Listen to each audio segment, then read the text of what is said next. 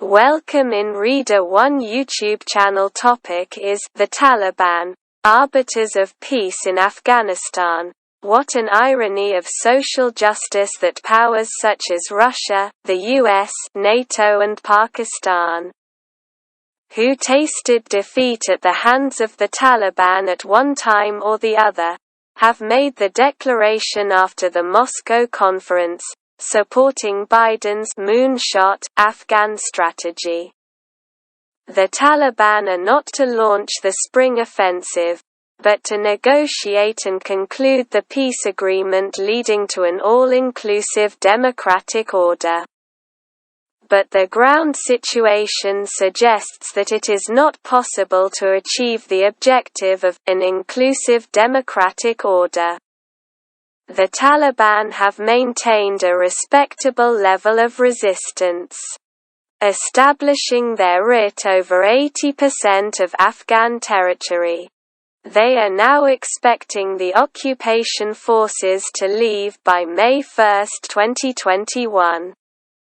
When the road will open for them to form the Islamic Emirate of Afghanistan, something they have stood for over the last 4 decades and have not wavered in their resolve.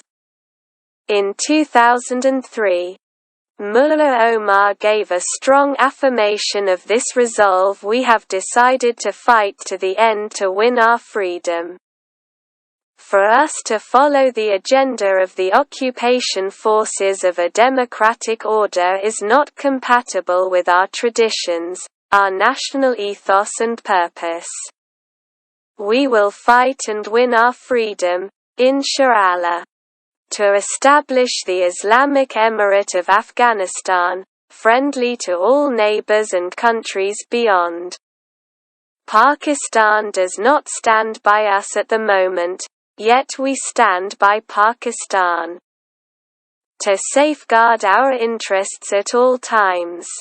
This declaration has remained the guiding principle of the Taliban movement, and also determines the dialectics of the opposing will.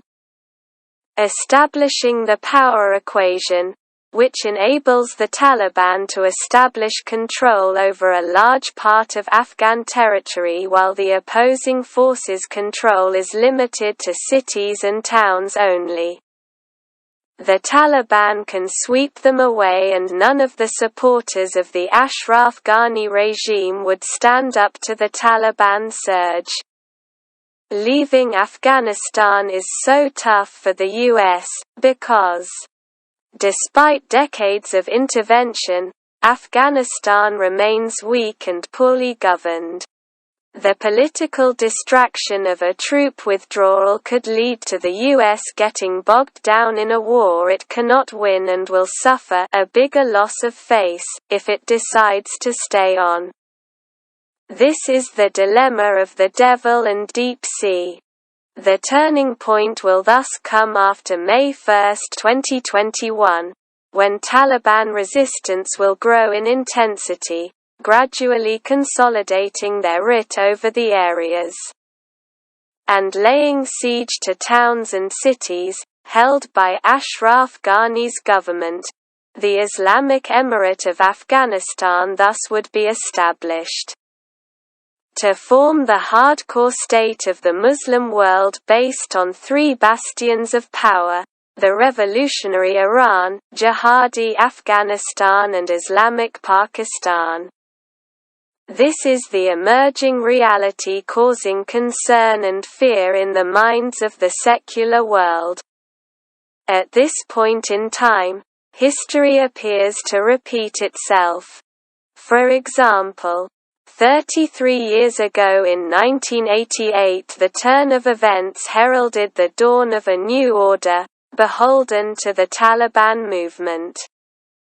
The irresistible force which had defeated the mightiest of the mighty, the 2 superpowers and the regional powers of European Union and India.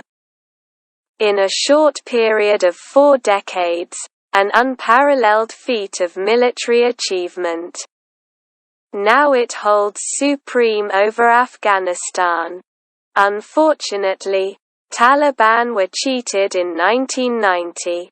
They won't be cheated again. Rather, they are the ones who will lay down the conditions for peace in Afghanistan.